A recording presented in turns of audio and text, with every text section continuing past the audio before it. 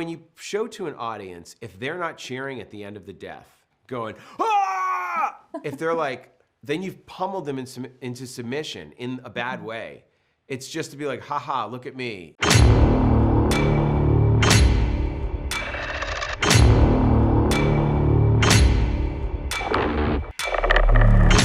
We've been harassing you about this movie for essentially like 17 years now, and it worked. Thanksgiving is now a real movie. Yeah, it worked. The bullying and harassment does work. Guilting and Eli shaming Roth me approving. worked. Yeah. So there's lots of fun nods to the trailer here with obviously one very huge difference. You didn't grunge this up to look like it's like a lost reel that's resurfaced. How did you decide what to pull from the trailer and what doesn't quite translate to a feature?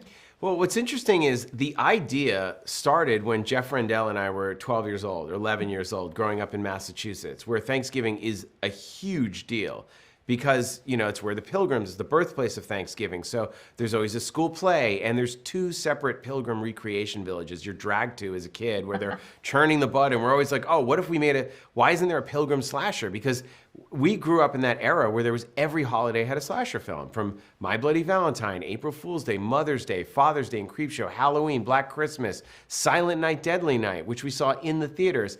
And we're like, it was always this kind of desert in November where as soon as Halloween was over, November 1st came, it was all Christmas and family movies the rest of the year. And I was like, oh, I have to wait till January or February for another horror movie. So we kind of went back to that. You know, we looked at the trailer, and the trailer works in the context of Grindhouse. The whole point of Grindhouse is to be like those cheap drive-in movies from the late 70s, early 80s. That was the fun of it, was making it look like a lost film. But for me, I don't think you can stretch that out for 90 minutes and have a true scary movie. And that was never the intention. The intention was never to make a joke. It was always to make a movie. Like when I saw Mute Witness, I was like, that's what I want to do. When I saw Scream, I was like, that's what I want. That's a real slasher film. It's got humor, it's great, it's smart, it's scary, it's tense, it's got an awesome killer. And so we kind of went back to that intention. But you know, after we had no idea what the story was. We just had the kills. And then it wasn't until we saw those Black Friday tramplings and those viral videos that we started thinking, that's it. Like all of those movies that we love, even the non-holiday ones, whether it's Prom Night, Sleepaway Camp, Pieces, The Prowler, everything starts with an incident in the past, a certain amount of time later, and everyone, you know, connected with that opening death is being picked off, and you got to guess who the killer is. So, and why, and what's the motivation, and that's the movie we wanted to make. So we thought, oh man, the Riot is perfect because everyone, you can have multiple people get killed, multiple red herrings and suspects, and we're gonna go back to a certain amount of time later. And once we had that Black Friday trampling, then we knew we could kind of build the story around that because we had a theme. It's really about the perversion of the holiday. Thanksgiving was about being thankful and giving thanks, but now it's just about running out and trampling over your neighbor 2 hours later for a waffle iron. So once we had that, we could kind of carry that through the whole film. It's about the perversion of the holiday. You got to get those waffle irons in there. It's very important.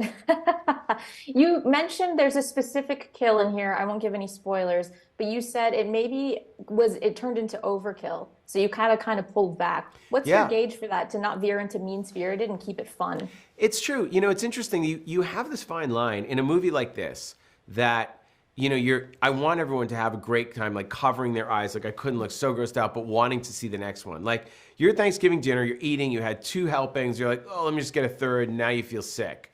Like you can shoot all the gore, but when you show to an audience, if they're not cheering at the end of the death, going, ah! If they're like, then you've pummeled them into submission in a bad way.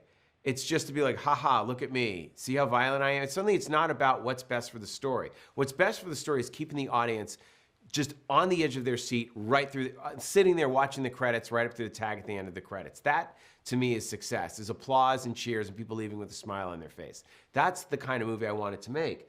So, you know, we'd shoot stuff, and look, in the context of Grindhouse, certain things work because you're there to see a parody of those types of films. But if you take it out and try to put it in a normal 2023 movie, you're just like, why would the killer do that?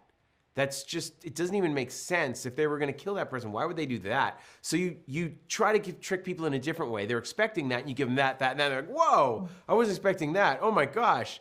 And then it pays off that way and that way. And that's the fun, is knowing what the audience wants, staying ahead of them and twisting it. But there was one scene in particular, and we showed it to an audience, and afterwards nobody applauded. And people hated that scene. And I was like, it went too far. It wasn't fun anymore. It went into kind of cruelty.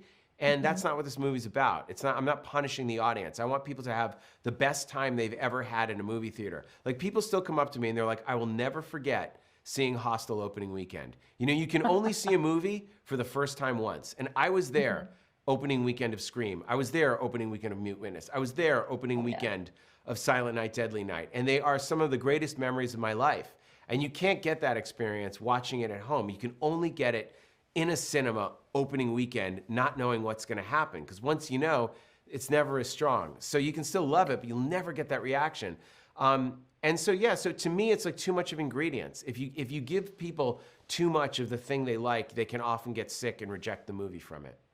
Right. I love that so much. I know we're out of time. Eli, thank you so much. This is absolutely success. I was watching a lot of it like this, but it was an absolute party. That is the highest compliment I can get. If I do my job right as a director, the best compliment is I couldn't watch it. I saw the inside of my hands.